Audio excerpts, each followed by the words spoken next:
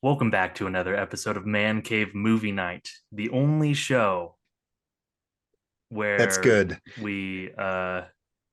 well, is Hmm, there something we do that nobody else does? that's a good Um, question. We do three games. three The white only show males. that does Where games. three white men talk about pop culture. Pop culture. Let's That's pretty go. That's unique. I pretty don't unique. know. I haven't heard of other people doing it. Well, guys, I've got a game for you today. Really? A little challenge, a little contest. I love Okay. game. Because the scope of this episode, and we'll get into that, is about streaming services. Oh, There are Yes. so many titles out there of original content now being made by these streaming services. But I wanted to see if you two can figure out where these titles are from. What service made the original Okay, so movie this or is TV show? originals. Oh, I see. I see. These Nice. are original. This Perfect. isn't I Cool. love this. because I don't know if I said one that, oh yeah, technically you can watch that on Right, X, Y, it's or on Z, both or yeah. then I don't want to go back and fact check. So I'm just trying to do originals for each of these platforms. We'll go back and forth. I've got 12 Oh, titles. nice. Perfect. Excellent. The first three rounds, I guess, are easier, in my opinion. Sure. The other ones are obscure. So we'll start easy, then we'll go harder. Great. Okay, who wants to go first?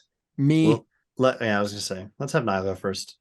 Okay, Lucas is Niall, so the confident. show is I am Let's quite go. confident. Only Murders in the Building. Okay, that is Hulu. That is Hulu. Hey, Look at that. Easy, Good job, Niall. right? Off I'm to a getting great victory start. dances in early because I know I'm not going to be able to do them later. Dude, do a gritty on him. Yeah, do a wittily hit a witty. Oh, now do the glizzy. I can't. Not here.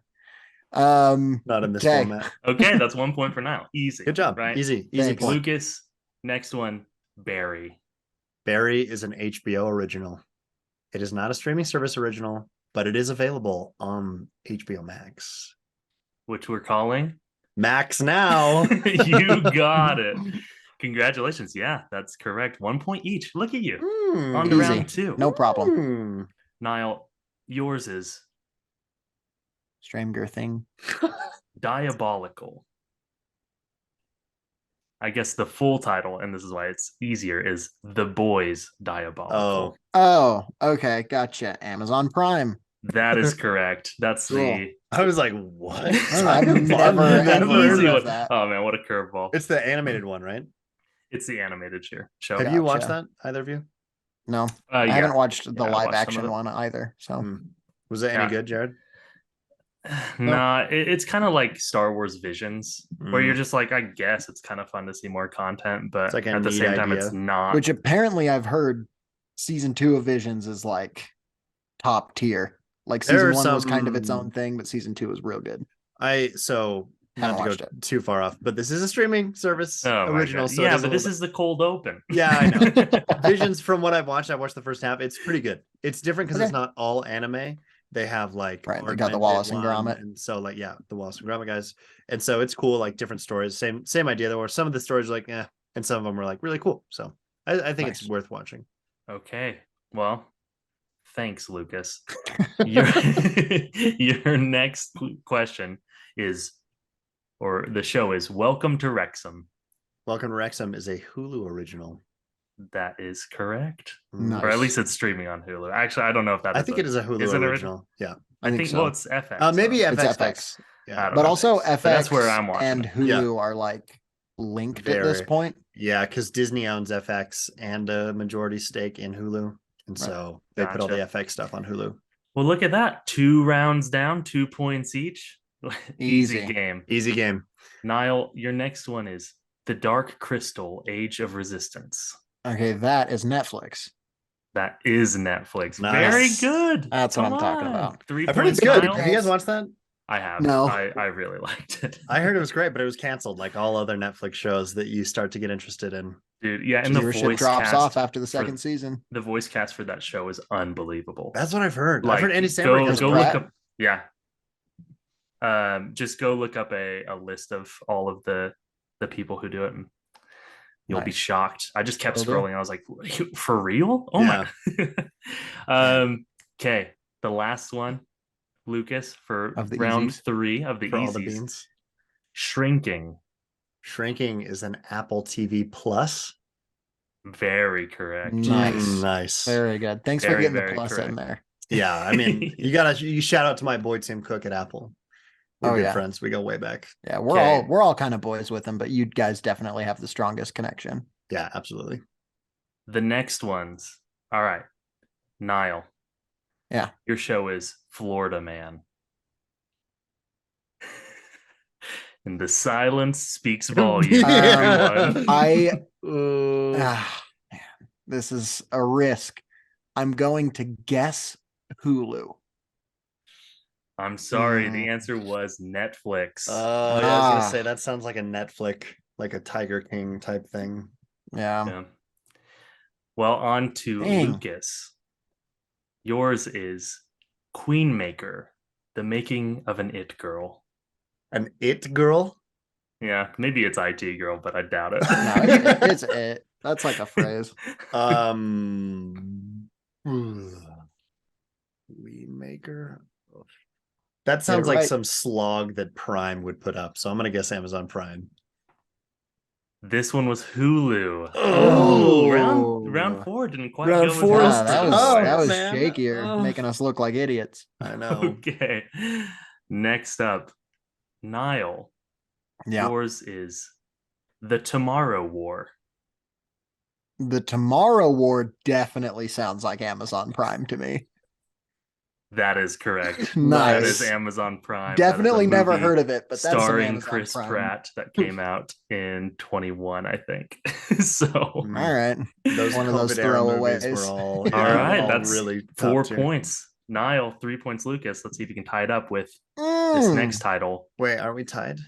No, because you got one wrong okay, and you I just got got one right. okay, Yeah. yeah. And round 5, right? Yeah, that's With fine. Oh, Is Dark Materials. That I know is that one. HBO/HBO Max/Max. That is correct. Really? Oh, I would have Yeah. very confidently said a different thing. So I'm glad that I Well, didn't. next up, we've got Niall. Is this the Okay. final round? This is the final round. Ooh, You final guys round. Let's are go. tied up. Let's see if someone can, come away with a dub. Your movie or the TV series is Corner Gas Animated. Corner Gas animated. Yeah.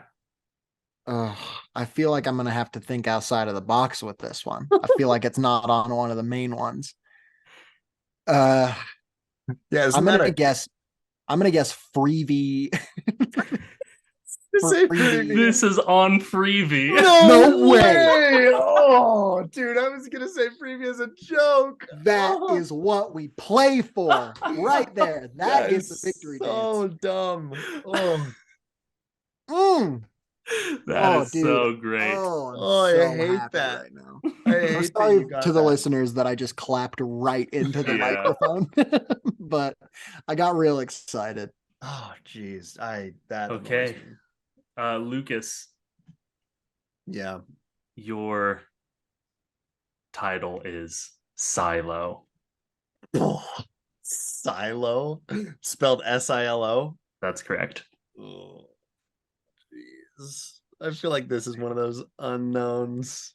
I can see the finish line right Oh, man, dude, I can't believe you got Freebie right. here. Oh, I was shocked. I am galloping across the finish line. Silo, dude. Oh, man, let me just see. I've never even heard of that. I'm just This gonna is have also to- a TV series. Oh, okay. If that helps. Is it a? I can't get any hints. I'm gonna guess that this is a lesser known one that I just don't have, and I'm gonna say that it is. No, I'm just gonna say Netflix because I don't know what else. I have no clue what Silo could possibly be on. Silo Sci-fi. is on Apple TV Plus. Oh, brother, Ooh. Silo with Rebecca Yeah. Ferguson. Yep. What the heck? It's a new show. That's why I thought it would be harder. Oh, that was Nice. very hard. It came out, I think it started coming out this month. Bro, So- now I'm certain I'm gonna see ads for this all over, and it's just gonna be like, Well, congratulations, Niall, our Thank winner you. for today's game. Thank you, everyone. for this, I will pay for 1 year subscription for you for any service you want.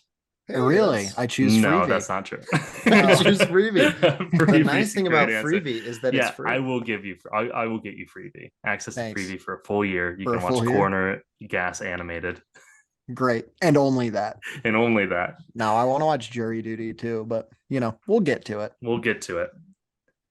But for now, let's get right in to the episode.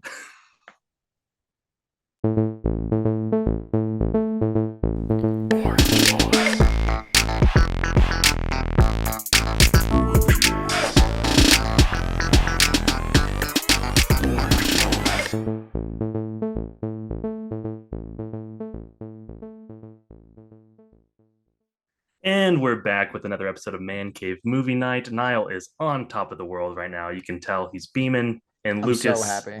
looks like he'll never recover. Stuff like this stays with me. It stays deep in my core. Well, today we're going to be talking about streaming service, obviously, and there are a ton of titles that are now put into one, like originals that are made for a certain streaming service that is exclusive to that service. And we're gonna rank them. We're gonna see if we can figure out what's the best ones, what are the worst ones, what we predict the trajectory is going to be for some of these. If one that's been on top is going to fall to the ground, or if some are gonna, if Freebie's gonna come out of nowhere and just absolutely kill it. To kind of start, I wanted to make a comparison. I feel like the streaming services, how they are now, is kind of like when I grew up. There were obviously like the main channels we watched. Yeah. And there were just some titles that I'm like, that one show makes this one the best. Worth it. Yeah. You know? So like for me, that was Drake and Josh. You know, like just the fact that Nickelodeon had Drake and Josh made it better than any Disney thing, right? Yeah. And it was a treat to be able to go and watch Drake and Josh. And so I'm wondering if there are any shows at the moment that you feel like are that for you, right? It is a treat to go and watch it. And so for that reason, it just puts that streaming service just above the rest. And that could also be like, oh, this was that show for this platform. Yeah. But it's not anymore. You go first. For me, so I'll say this quick, get it out of the way, and then I'll talk about other stuff. But for me, Letterkenny on Hulu is just like, you know what? Anytime a new Letterkenny thing comes out, I am amped about it. And it makes me laugh always, Yeah. And so I'm like, okay, for that reason, having Hulu is an important thing to me. Yeah. There's other stuff on Hulu, of course, but like that's the show that like whenever I know that something new is coming out, I'm like, okay, like sweet. Here we go. And then I had another one. Apple TV Plus for me and Mythic Quest. Oh, interesting. Yeah. I love Mythic Quest. I think that it's very, very good. It's kind of an interesting blend of like some of the pacing of Always Sunny, but put into a more like workplace comedy. And I think that it's done really well. Interesting. Yeah, I don't have Apple TV Plus. I did like the 3-month free and used it probably twice. Right. Because I had already watched Ted Lasso through a different avenue. Different, totally above board avenue. Yeah, totally. It was on this like totally like free website. It was like, yeah, watch Ted Lasso free, no payment, and legal, free and legal, which was the coolest part about it. And so that's what I did with that show. And otherwise, there's some Apple things here and there, like Silo. Obviously, I gotta watch. Amped about. And Shrinking. Actually, I've heard is really good, but it's not enough to get me to pay for it, I'll say. And so for honestly, like we'll talk best overall. I think we should have a discussion about that, but as far as like an individual thing, like your initial question kind of was, Jared, I think you should leave. Like is just so good that it makes Netflix, which I think is becoming the worst streaming service, still worth having. Because I mean, there are other things on Netflix. Obviously, it's such a vast network, but I think You Should Leave, I think, is the best thing on Netflix in terms of like rewatchability, because there's some originals that are like cool to watch, but I think You Should Leave is just so nice to be able to go back and rewatch with people or on my own and just show them. Especially since the episodes are only like 10 minutes. It's just such a nice one. And there's only like 12 episodes of that thing total. So really speaks to the power of that show. Yeah, I think as far as just in the past, like if we're looking historically, the two biggest kind of shows that made people probably like flock to these streaming services are Netflix with Stranger Things. Yeah, I was going to say how big that was. And then HBO Max with Game of Thrones. Yeah. Right. Like the people who had HBO Max had it because of Game of Thrones. Yeah, it wasn't like, oh yeah, I mean, Chernobyl's on there, it's cool or whatever. You know, it's like those I think are historically like the two shows I can think of that really make me want to do one or the other. For like currently, Apple TV Plus has been Ted Lasso for me, right? I got that. I think I already had an account because I have Apple Music, and is it just included? There's kind of a bundle, I think it's a student bundle or something. Oh, I see. But I guess I had it all this whole time, but I never used it, and then I just kept getting recommended Ted Lasso, and now I have it on my Xbox. You know what I mean? I downloaded the app there. You get to play Ted Lasso. I get to play Ted Lasso, which you actually can do. Oh, really? On FIFA. Yeah, you can play AC Richmond on. That's funny. Is AC Richmond a real team? No. Okay. No, the teams they play are real.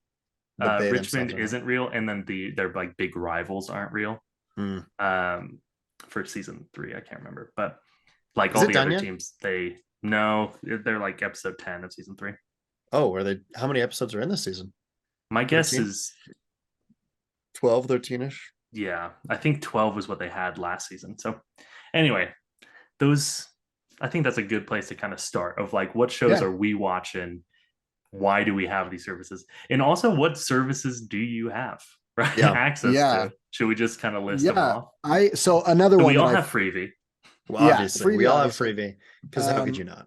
I mean, I've got a lot of those good ones. What was it called? Canyoned? The one you asked? Cornered Corner Gas. Corner Gas animated. Which Corner Gas is actually a really, I guess, popular show of like a Canadian grocery store. So my dad, or convenience store or something like that. That sounds familiar, actually. My dad really likes it, and he, like a lot of the shows he likes, tried to show me some episodes, and I was not interested. He's like, dude, I'm sorry. This Young Sheldon show, it's so funny. It felt like they kept saying jokes, but nobody was laughing. You know what I mean? Because there's no laugh track? There's no laugh track, but it felt like this one needed a laugh track. Yeah. And so, that one was tough. But a lot of people love it. So not to hate. That's just how I knew the show. I'm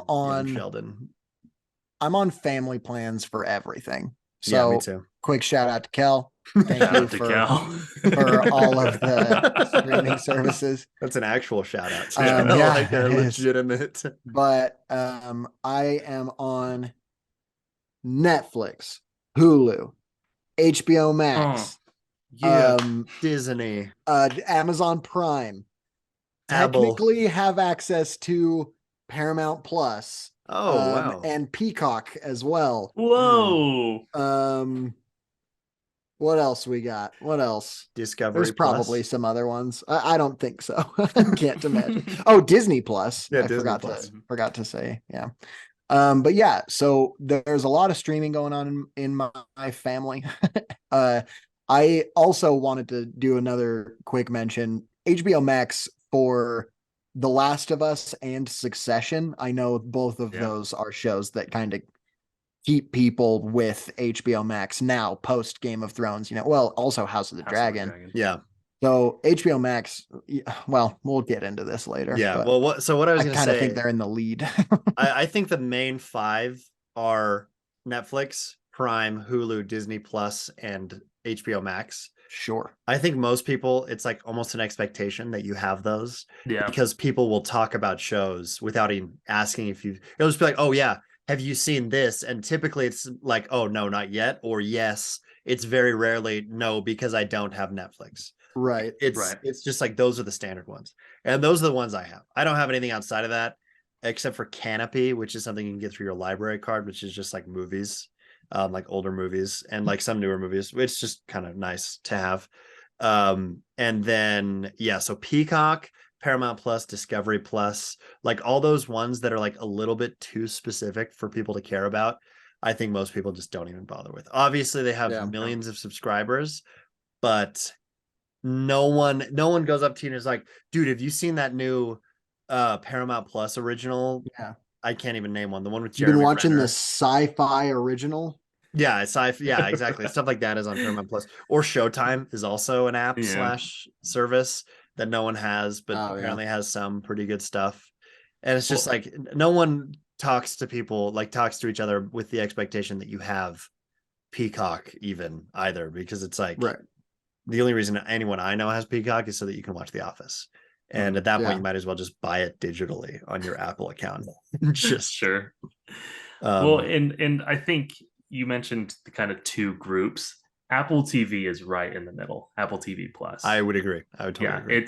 It has titles where people are like, "Oh, you see Succession?"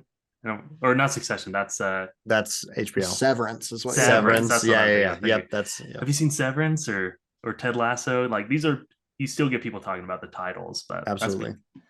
But it's not an expectation that everyone has it. Right? Yeah. Enough to get people to maybe do a free trial to watch the one thing and then maybe subscribe, but it's not in the cultural zeitgeist so deeply that like everything else is, because it's like Squid Game. It's just sick word really quick. Zeitgeist, nailed it. Oh, you like that? Thank you. Yeah, awesome. I gotta throw in some words that people won't understand every now and again, just to show that I'm a college graduate now. I don't know. So our listeners know what zeitgeist is. Oh yeah, I'm glad.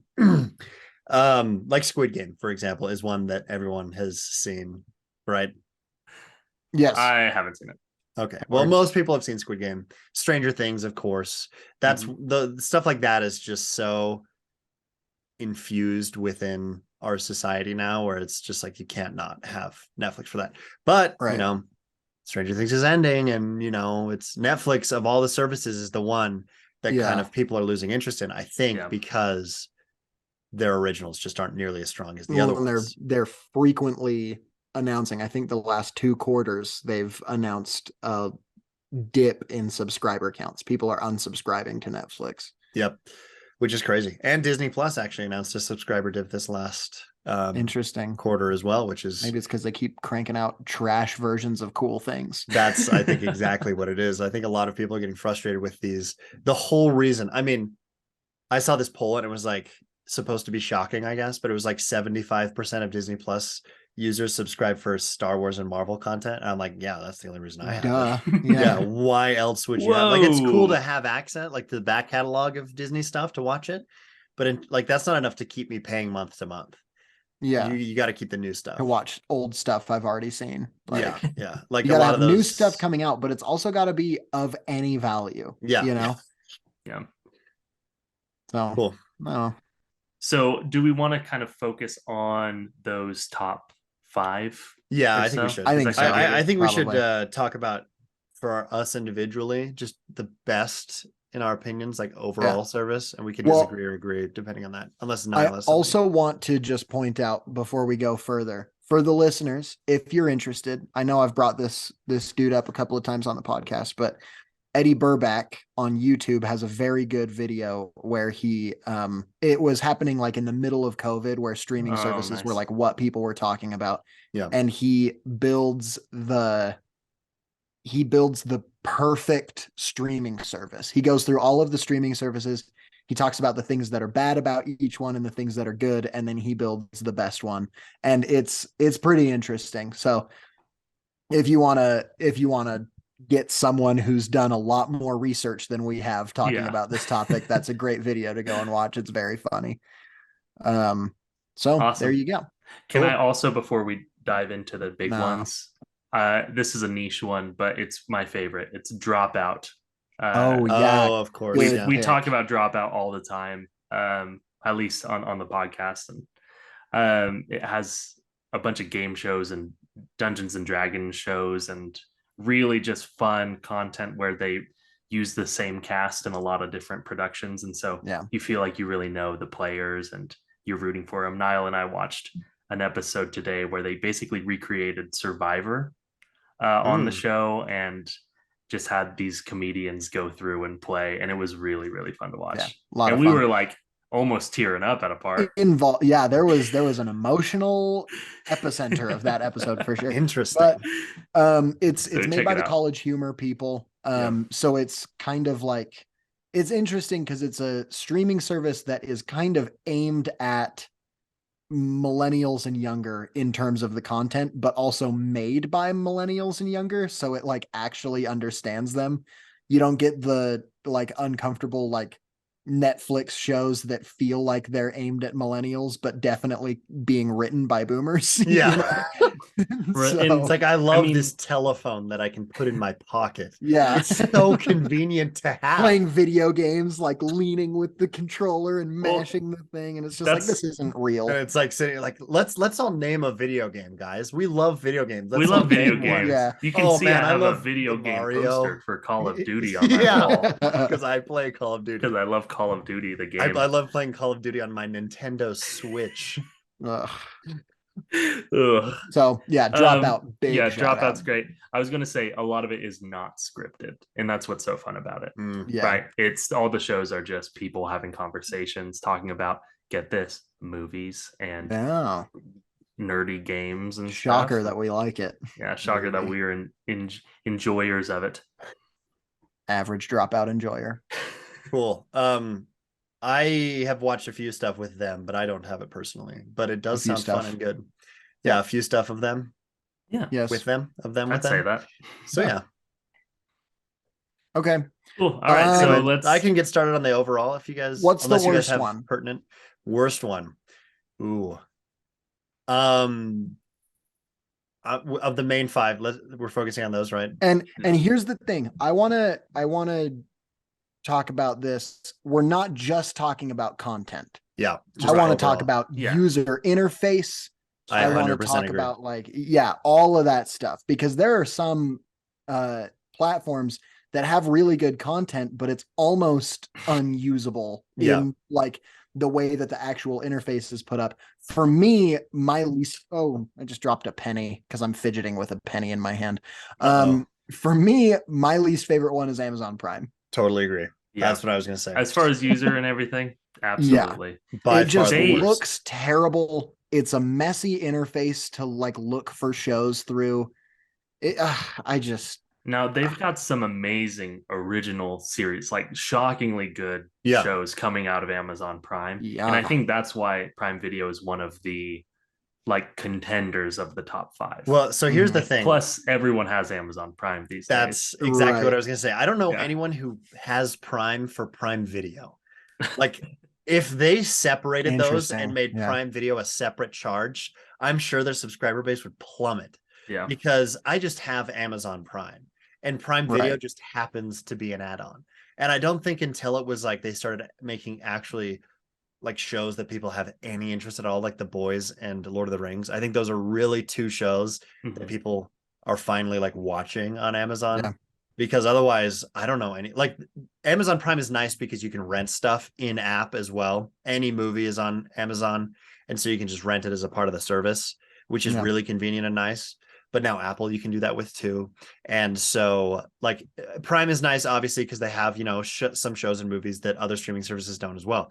But as far as like just seeking out Prime to use it for the originals, I don't know anyone that really uses that. Yeah. So the other nice thing is that it has the IMDb credits as a part of it. Like if you pause, that is a really nice feature, but it's just horribly designed. Like it's horribly implemented. It's like it's in your face about it. Yeah. So it like you turn it on and the screen is immediately covered by the IMDb info. And you're just kind of like, maybe that's not what I want to be seeing right now. The one benefit that I will give Amazon Prime is it's easy to do subtitles with.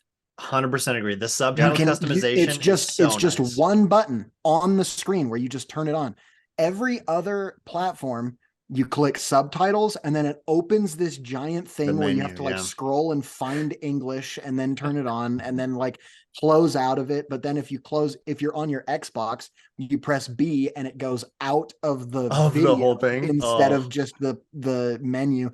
Drives me crazy, and Amazon Prime has it figured out. You just click it and they're on, you know? Mm-hmm.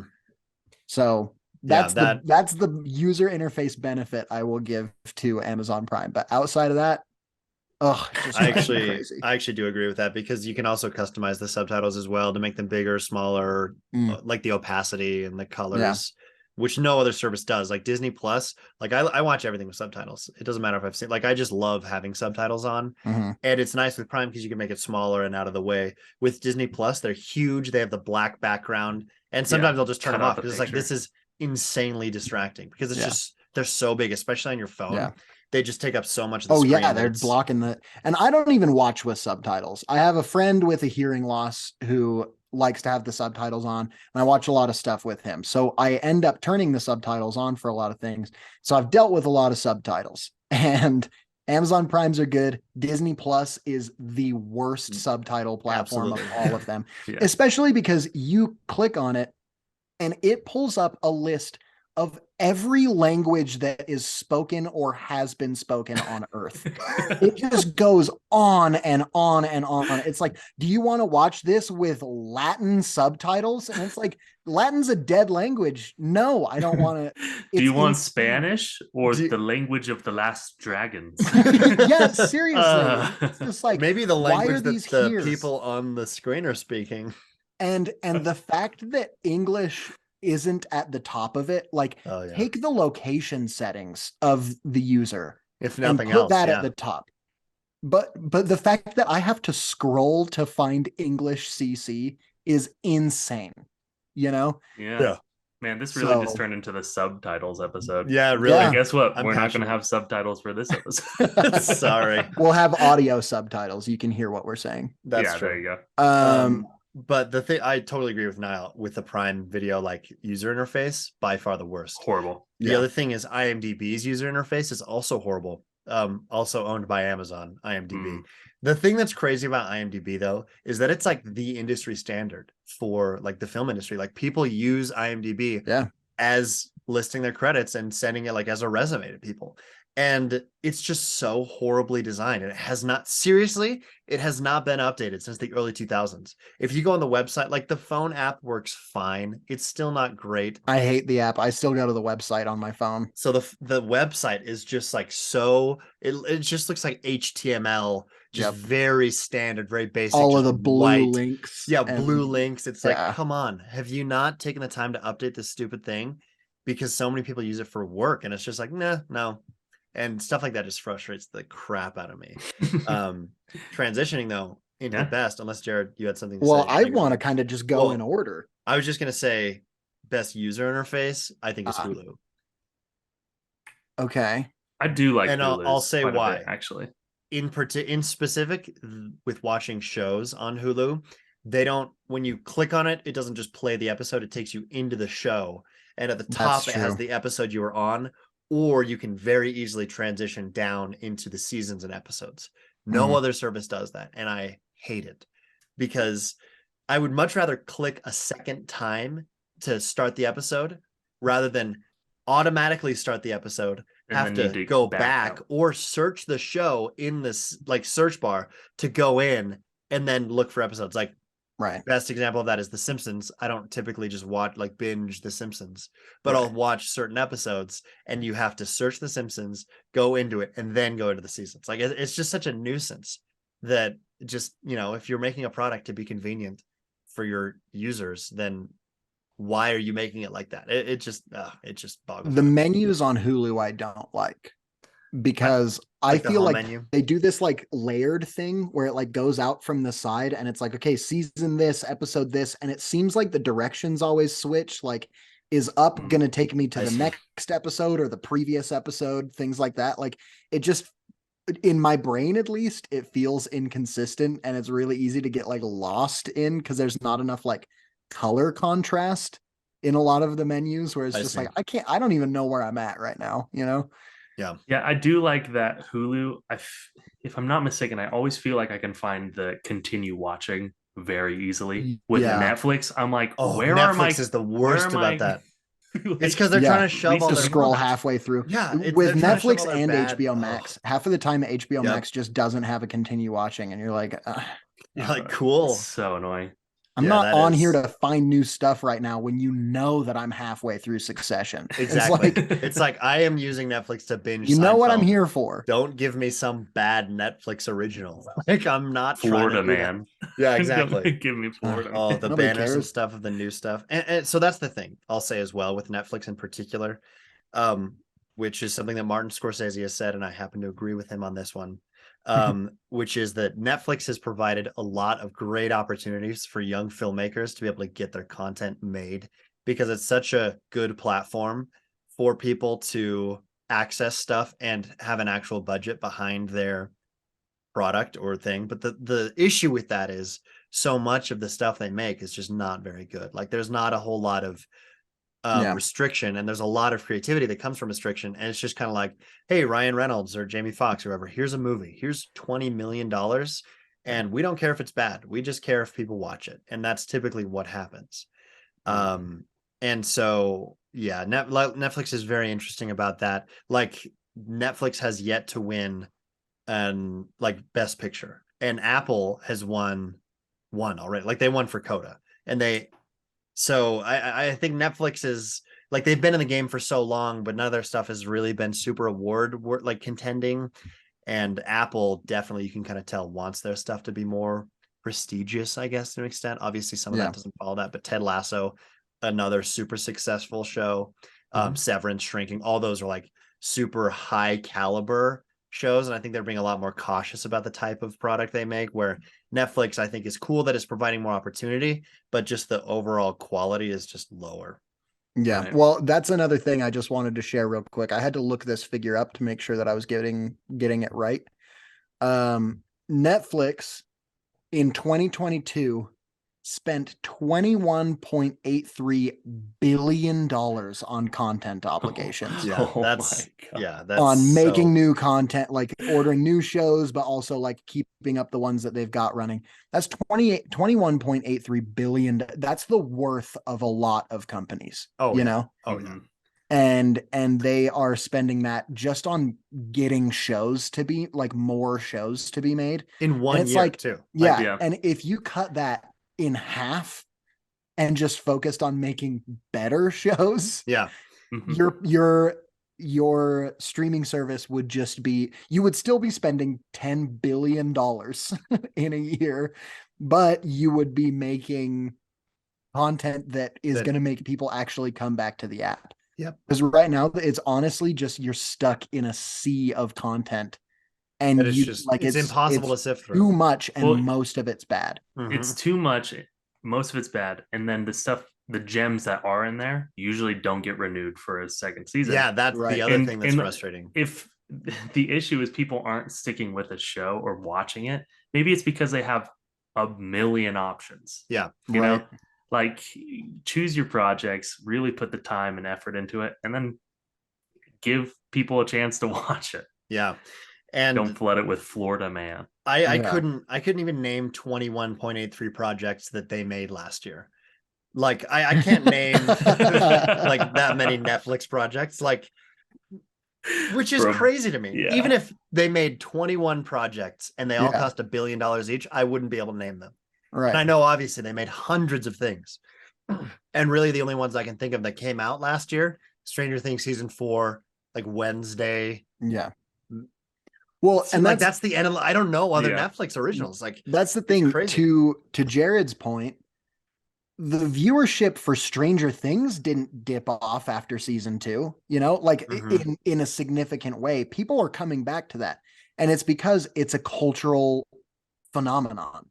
Yeah. And the more you focus on investing in content that is going to become a cultural phenomenon rather than just something that's interesting for 2 seasons, the less you'll have to cancel your shows, meaning the less you'll have to invest in new shows. Like if you just spend your money on the shows that you already have, making sure that they continue to be good, then the shows themselves will maintain a quality and people won't stop watching it, you know? And so again, this is a thing that is not to timestamp this episode too much into when we recorded it, but the Writers Guild strike is happening right now. Yeah. And it's I think, I hope at least, going to result in better streaming content down the line, because streamers will actually be paying their writers a fair and livable wage to make better content for longer. There's a bunch we could go on about all of the things about the writers strike, but first of all, for the viewers or listeners out there, I would say expect in about a year and a half to 2 years to start really feeling the effects of this strike that's happening right now. Yeah. Because people are going to be like, oh, well, it doesn't matter because stuff is still coming out. Yeah. That's because that stuff was already written and it's just being edited. There is going to be a drought of good content in the next little while, hopefully followed by a renaissance of good streaming material. But we're getting into other I think that's a really good I think just talking about streaming services in general, that's a really good topic to like just talk about for a little bit, because it's very like relevant. And the thing with streaming services paying their writers and just creators versus television in the past, I don't think we've talked about this on a previous episode. I know I've talked to people about it, but basically the idea of residuals just does not happen with streamers. And what that is where, so for example, Jerry Seinfeld and Larry David are still making millions of dollars a year off of Seinfeld because of the residuals, because it's on Netflix, it's on Hulu, it's still on TV, like with reruns. And that is something that streamers don't do because they're not required to share the information of viewership. Whereas there's federal regulation for TV channels to share their specific, like you have to be 100% transparent about exactly how many people are watching because of advertising, because you can, if you were to lie, for example, which is what happened, like when TV was first starting up and getting really big, you're saying like, oh yeah, hey, we have X million of people that watch this show, so you can pay us this much to advertise on our channel, when in reality, maybe that wasn't 100% the case. And so that type of transparency, I think, will truly require like a federal regulation in terms of saying this is how many people are watching these streaming services. Because there's like the Nielsen chart with like the minutes, but that's not 100% accurate because they don't have the actual access to the data that the companies themselves have. And they're just completely unwilling to share that. And so they'll pay these writers and say, hey, cool, great, you made a Netflix for us. And then it'll shoot and make a ton of money and a ton of people will watch it off of the, merchandising or whatever. People will continue watching it, but they won't see a dime of that because that's not how streaming deals are working currently. And I think that's that is a huge part of this current strike, is the idea of we want to see, like, we want fair pay for this money that you guys are making billions of dollars. I mean, if Netflix has $22 billion to spend just on the content creation, they have enough money to be paying their writers more in, residuals and even just upfront. And so it's a very interesting time for writing. The transfer culturally from it used to be you were getting paid to write 22 episodes. That's all of those episodes were airing, and now seasons are 8 to 10 episodes. Yep. And so it's just you're writing less and you're getting paid less per episode, and you're not getting residuals. So that's why the Writers Guild is striking right now. Yep. This is it relates to I think it's interesting. I mean, it's interesting for me. I don't know if it's interesting for everyone. It's just like, I think it probably is, because people are probably seeing it on their Instagram and they're curious as to like what it is. And then a year from now, hello listeners in 2024, you know how nothing good is coming out right now? It's because what we're talking about. Yep. Like the last writer's strike that was really big like this by the WGA lasted 100 days, which is, and it was in like 2007, right? Something like that. Yeah. And it was pushing stuff for years. And so, like a lot of the Marvel, Star Wars, like unless they get this resolved quickly, which seems unlikely. I mean, it's been going for a couple weeks now. We can hope that it does, but it will, significantly affect when stuff comes out in 2024, 5, 6, and beyond.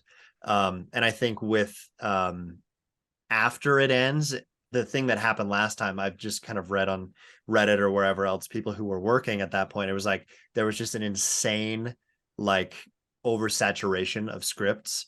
And so a lot of writers had a really tough time working right after the fact, even though they got their terms or whatever, there was just too much, especially for like first time or new writers, which unfortunately is the position I'm in, where I just graduated. You know, I would like to pursue filmmaking, writing in particular further down the line. And it's a very interesting time to be graduating, because I'm graduating with the writer strike happening. And also, this might sound like weird, but AI is having a huge negative effect on the creative side of just life, which sucks, because I remember a few years ago, people were like, oh yeah, you know, blue collar jobs is all going to get automated, blah, blah, blah. You should, creativity will never go away, which is true. However, creativity can now be easily programmed by a computer that can do it maybe even better than you can. And creativity won't go away, but it could be demonetized. Yeah, absolutely. Which is, kind of a scary thing, because I mean, you guys make music as stuff as well. And, we obviously did Please Do Not together. And it's like that type of stuff could just be manufactured or animated so easily in the coming months and years, as it is an exponential curve, and how good AI is doing in terms of replicating writing or drawing or whatever it is. So well, so far it's been doing pretty good. That's right. This whole podcast you've been listening to was written by AI. Honestly, though, big reveal. We typed into Bing, write a Man Cave Movie Night episode for us. If a company, in theory, obviously this is not going to happen. If a company in theory wanted to use one of our voices for like an ad, they could they have 100+ hours. They could just steal one of our voices and use it for an ad, and just program like la la la whatever, make him say this. And anytime Lucas is talking, every now and then there's blinker noises because of the Star Wars episode. The one Star Wars episode kind of like corrupts it just enough to anyway, that was a whole tangent, but I think it's still relevant, because streaming services in particular, I think, will be like, especially with their unwillingness to pay currently, will be crazily affected by AI. And I think you'll be able to tell when something is written by AI, and maybe you won't be able to. Or also, at least we'll see. Adding on to something I said a couple of episodes ago that you guys disagreed with, but said that it was interesting. I think the Writers Guild strikes might also push some of these streamers, maybe even from federal mandate points of view, towards releasing things in a more cable-like structure. Not necessarily like reverting to cable, but going more to like kind of the week-to-week releases and things like that, to standardize it with the way that residual laws already work for cable. That I can totally see it happening. That wasn't what we disagreed with you on. We disagreed with you on the fact that you were saying people are going to go back to cable instead of streaming. So maybe we misunderstood evolution. It was either I spoke wrong. Thriving. I potentially spoke wrong, because cable is still going to be thriving because of sports. Sports. I maybe said it wrong, but I was saying I at least the thought in my head was that companies are going to start taking modeling it more model. And I think that's totally true. It's interesting. So this recently Disney Plus announced that Loki season 2 would be releasing on October 6th, and releasing week to week. And then Echo, a Disney Plus show, all the episodes are coming out on the same day. Interesting. I think is a very. I didn't hear about that. Yeah, I think that means no one two cares things about Echo. Exactly. No one cares about Echo, and so they're not expecting it to do well.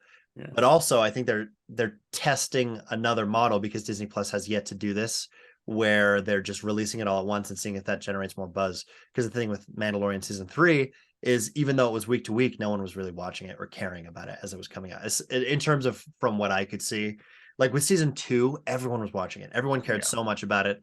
Season 3, I feel like no one was watching, except for like me and my roommates. Like Book of Boba Fett totally undercut it. Yeah, honestly. Yeah. And especially after we got Andor, where it was like much higher quality of Star Wars show, it's like, why would I care about something that's not clearly not given as much care as Andor was? And so yeah, it'll be very, very interesting to see, like I was saying, just kind of the ebbs and flows of the streaming service model. And already Netflix has introduced a new ad tier, which they'd never done before. So which is actually, I think, a great move. I agree. Yeah, totally agree. For Netflix, it's like, let more people get it for cheaper and also make more money by getting money from advertisers. Like, it's a good business move, and I think it's a good move for consumer options, you know? Yeah, for sure. People complain about it because they're like, I don't want ads on my Netflix. And it's like, either pay more or just like deal with it, kind of. But like, I think that it's kind of a good direction. No, personally. I totally agree. As long as there's always the option for the non-ad version of a streaming service, right? I think where it will really, which I hope does not happen, if ads just become the standard, because then it's just cable again, but less expensive because you get to choose which services you use. But I don't know. We'll see, okay, back to streamers. Yeah, I will say, I just want to list my favorite with user interface and then my favorite with content. Okay. Yeah. Favorite user interface, even though I don't like how difficult it can be to find continue watching. And I know this is going to be controversial, but Netflix. Oh, that's your favorite interface, really? I like the Netflix interface, especially in the actual viewer window. It's just simple. It's got the back 10, forward 10, play. It comes up with the next episode thing at the bottom. I feel like it does. And it has mobile ads now. Oh, or mobile games. Not mobile games. I've actually not even seen that. I feel like a lot of people kind of trash the algorithm on Netflix, but I actually have had pretty good experiences with it in the recommended for you stuff. I feel like it generally comes up with stuff that I would actually be interested in. Every now and then it'll give me a recommended for you that's like, okay, I know that this is just your new show and you want me to watch this. But for the most part, I feel like I get good stuff out of it. And I like the Netflix interface. Do you know how the algorithm was made? If we're all going on tangents. ChatGPT. Yeah, ChatGPT. Is it actually? No. So when Netflix was trying to figure it out, crack the code to this algorithm, how can we make the recommendations actually match what people are watching? They created a competition using a like a coding platform called Kaggle. And they released data onto there that was like test data, which they would compare to like actual data. Oh, I see. And basically made a competition that said, we're going to give like $1 million to whoever makes the best algorithm. Oh, interesting. Vented out. So many coders started creating like these different ways to like predict, these different models that would, again, like find the best match. Yeah. And then they'd compare it to the test data to try to or the actual data and find which ones were the best. And they did all of that. I'm sure they chose a winner, but they actually didn't take that model. Instead, they took all the models and combined them into one. Really? Interesting. So did anyone? I feel like that's either a really good idea or a really bad idea. Well, I mean, it depends on just what produces the best results. And that might be an exaggeration, But as far as the story, it's Frankenstein amalgamation. It's an amalgamation of like a lot of them. And so it's a really interesting story. But yeah, that's kind of how they created it. Cool. And it works. Like it worked at the beginning, and that's what helped make Netflix pop off. And then interesting. Like now it's so oversaturated that I don't care about anything that they're showing me. Yeah. And imagine like I watched a stand-up routine and you said I should watch another one. Good job. Yeah, exactly.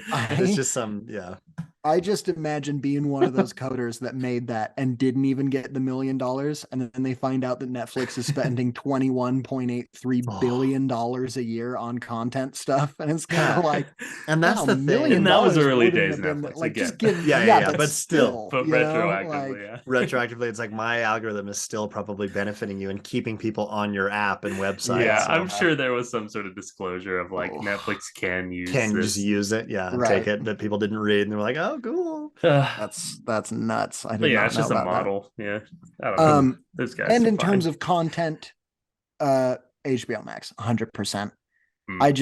I feel like if I only had HBO Max, I still would be able to watch something new after every show that I'm finishing and not feel like, all right, once I'm done with this, what am I going to do with this app? You know, every totally other app, I'm kind of like, okay, once I finish this, it's kind of like, I guess I'll check another thing and see what they have, but HBO Max, I just feel like there's so much on there that I want to watch.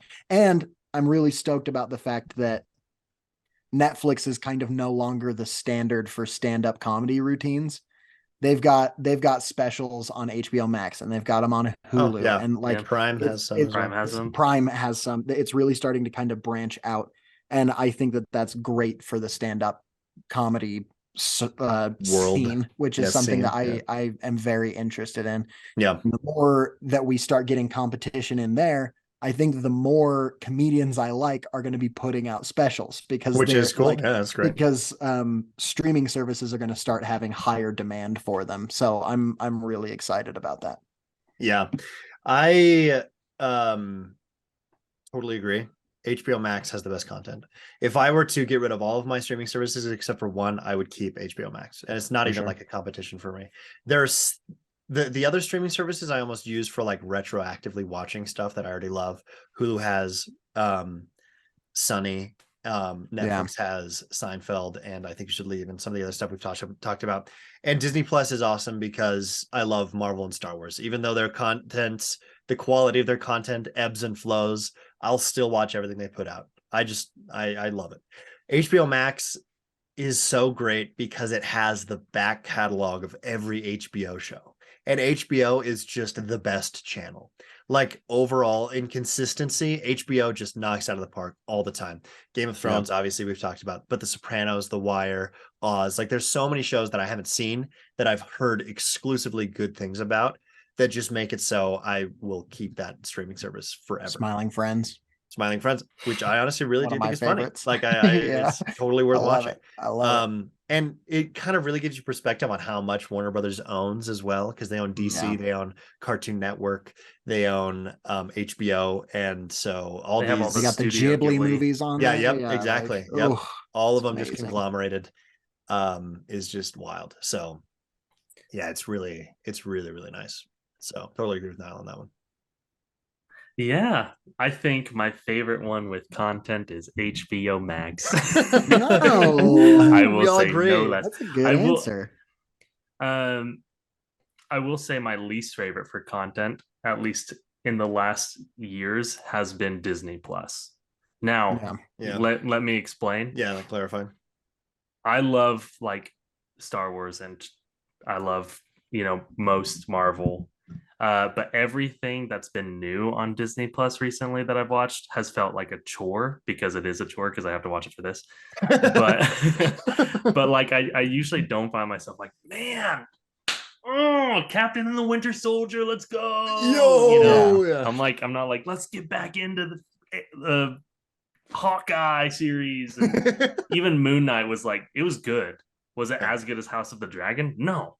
In my opinion, not even close, right? I agree. Like there's other shows, and like same with The Last of Us, like blew it out of the way water. better. Oh yeah, way better.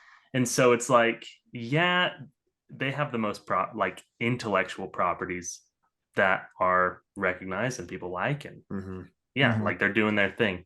But if I had to cut one, it'd be that one, right? Yeah. It's not consistent enough as well as the other thing with their originals. Now, if I was a grown-up with children, it would be my number one. Yeah, of course. Because I would love to, have just like Frozen on in the background. Yeah. And you know, great stuff. You can throw up Disney Plus and they're not going to stumble upon some pornographic Euphoria. Netflix. Yeah, Euphoria, Right. something like that. It's just like, hey, mom, look what we've been watching for the last hour and a half. And it's just like the most heinous, like It adult. could fall on Jessica Jones. So that's the thing with Disney Plus. You do have to unlock child lock, child lock, which is a default feature, which I think is smart. Because again, like Jared said, people use Disney Plus. I don't know about primarily, but certainly at a high level for them, their children, or as a family content, content for sure. Yeah, and it's good just for me as a consumer. What I'm looking for, it's not Disney Plus typically. Right. So I would put, like, if I was to rank them in order, honestly, it'd be like HBO Max and then Prime Video, just for the content that it creates. Yeah, interesting. And then Hulu, Netflix, Disney Plus. Yeah, I would rank the same, except I would switch Hulu and Prime just because I've seen more stuff from Hulu that I've enjoyed. Yeah, Hulu's kind of my go-to. I don't have Crunchyroll or Funimation or something like that, so my anime content is typically from Hulu. Well, doesn't Netflix have some great anime adaptations though? They do as well. Death Note live action. Death Note live action. Cowboy Bebop live action. When I watch anime, soon to be Avatar live action, either by recommendation or reputation. Okay, so and usually the ones who are that are like have a good reputation are the ones that are older and came before like the original series of these shows. So like even Demon Slayer, My Hero Academia, like as Demon Slayer is that ones. For me 100%, where it's like I don't really know anybody that watches Demon Slayer, but I know that everybody watches Demon Slayer. You know what I mean? Kumetsu no Kaiban, in case you guys weren't sure. Is that what it is? Yeah. Why do you know all of it? Because like Shingeki no Kyojin is one that people know. Yeah. But why do you know Demon Slayer? I have a friend who speaks Japanese and he told me that one. Okay. And then what's the other one? There's another one that I've been wanting to watch. It's called like Tokyo Ghost. Is that what it's called? Tokyo Ghoul. Yeah. I've never even heard of that in English. I started that one. That one started. It was kind of like a Castlevania. The anime is just kind of grossed me out. It was just a little too interesting. Much. So yeah, I wasn't a huge fan of the first like 3 episodes. So the one last thing I wanted to comment on was Niall's thing with him and kind of the whole idea of the algorithm and the recommendations. I have honestly, I don't think I've ever just gotten on a service and watched something. It's just like, oh, it's recommended. To me. I'll watch this. Like when I get onto a service, it's not like, let's find something to watch. Part of that is because I know so much of what's coming out that it's just like, I know exactly what I want to watch. So when I get onto Netflix, it's not to find a Netflix, it's to watch Seinfeld or it's to watch whatever.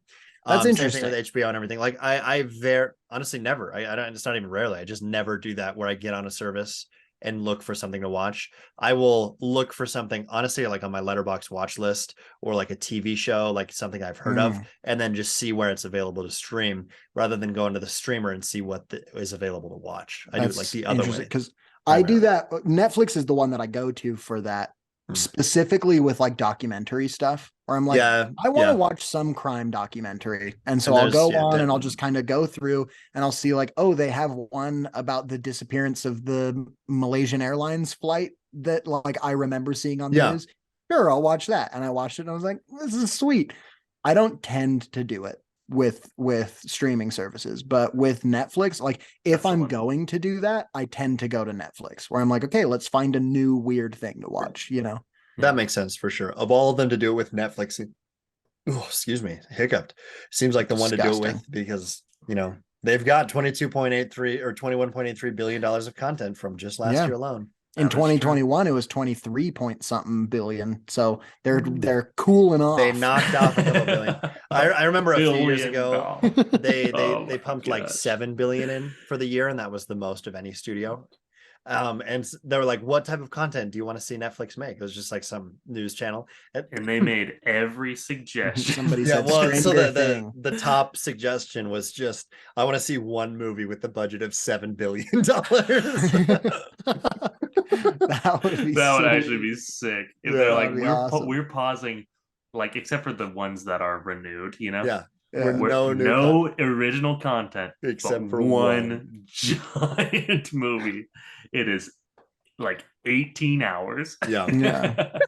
Also, for context, for the listeners, the budget of split between Infinity War and Endgame total was $1 billion. Yeah. So which is for Netflix to be spending insane. 21.83 billion with all of those A-list actors, Yeah. like with all of the CGI and all of the team, like time, like the just time, everyone, like you watch those credits roll and they roll for a second. You know oh what I mean? yeah, oh yeah. that money is going to pay those people. Yep. Oh man. The yeah, it's crazy. It's truly unfathomable. And so the other thing is the Avatar 2, 3, and 4. I'm pretty sure the combined budget is 2 billion for those 3 movies. And wow. So this Avatar 2, one of the highest grossing movies ever, barely broke even for them. So it's like, yeah. But sometimes you just gotta make it because it needs to be made, man. Yeah, with Avatar 2, 3, and 4, bro. I mean, we've talked about Avatar, how that we liked it. But yeah, that's a tenth of that's still only a tenth of Netflix's budget. Yeah. For 1 year. And those 3 movies will come out across 6 years or something like that. Like it's gonna have a huge span. One other last thing to Niall's point as well, with changing the streaming model, is I see streamers moving more and more towards releasing stuff in theaters more, either day and date release or giving it a limited theatrical run and then releasing it on the platform. They did that with Glass Onion, but it was only in theaters for 1 week. And I was like, and a ton of people saw it. And so it was like, I think they noticed that, as well as movies like Mario and Top Gun Maverick, like some of these movies that people are going out to the theaters to see, whereas maybe they've made some, like any of the streamers, that people would be interested in seeing in theaters. And I really hope that they do that more and more, where even if it's just in theaters for like 30 days, and then you give them 2 weeks where it's not on the service, so people who didn't get to see it in theaters have to wait, and then you put it on your streaming service just to kind of build buzz. I mean, in theory, they're always putting them in theaters in order to qualify for awards, but it's never a wide enough release to get it like nationwide. Well, the other thing though that I could see happening, I think it's a stretch, but with corporate greed, I could see them thinking, well, to get more people to go actually see it in the theaters, we're just going to start releasing this stuff and then not putting it on Netflix until like a year later, which is how it used to be, you know, like you'd see a movie in theaters and then you have to wait for like a year and a half before it was on a streaming service. I feel like it's a really good model for making money. Only for stuff that has a high anticipation, though. Right. I guess only for the theaters as well. Immediately, if there are titles where there's not a ton of buzz anyway, then it would make no sense to do that. Then all of the marketing up until the theatrical release would not be like important. All right. Yeah. So, but I mean, that's definitely possible. Like, who knows the future? It's good, Niall. Yeah, thanks, guys. No, that was good. Thanks. Thanks. Yeah. That's great. Am I going to have to go back into my cage after this episode, or I mean, you always do. No matter what. Time out. Yeah. Just assume yes. So you don't even have to ask anymore. Just assume yes. Speaking of which, it's about time to put Niall back in his cage. Yeah. I'm not even Niall. I'm Bile. Yeah. Well, did you put Niall in a cage, or he's still there? No. We never fed or watered him, so we just assume he's dried up. He was a cage-free Niall. Yeah. He was free range. He had plenty of space to romp and play. Yeah. All right. That's good. I think we answered all the questions. Was there anything else? Probably. No, I want to talk about anything. I wanted to give a quick shout out at the end here to Mikey Savage, who gave the idea for this episode. Nice. Shout out to Mikey. Yeah, thanks for the idea. I think it'd be like quick shout out to Netflix for no royalties for it. Well, we don't get any royalties either, though. So we'll pay him once, but we're not going to give him residuals. That's right. And it'll be $8. Yeah. Which is apparently the size of a check one of the writers got for something. $8 check. That's pretty fun. Okay, so we have some kind of announcements. Do we want to do that now, or do we want to just build that up for the next time? No, that'll be next time. Well, just to say that it's happening. Well, we're gonna do that with the Fast X episode, which has already come out. So people came out like 3 weeks ago. Yeah. So this is a future episode. Remember that announcement we made? Remember that announcement we made? That's awesome. So keep that in mind and remember to subscribe to it and the Patreon. Patreon. That's what it is. Yeah, we got a Patreon. We've got a website. You guys know this. You guys know this. You heard it with the Fast X episode a month ago. Yeah. So, Mikey Savage, if you want to give us residuals to keep making this podcast, you're welcome to. That is something. Subscribe to our frigging Patreon. The Warner Brothers CEO said the strike will end because people want to come back to work. They love working. Yeah, everyone loves working. Yeah, that's one thing. That's why you have to pay them to do it. Yeah. Ridiculous. Well, we don't get paid to do it, but we love working. Not yet. But we love everything you do for us. And we'll catch you on another Man Cave. Can I say this? Movie night. Yeah, Lucas, he said. We'll catch you on another Man Cave movie night Monday. Bazinga. Oh, bazinga. Bazinga.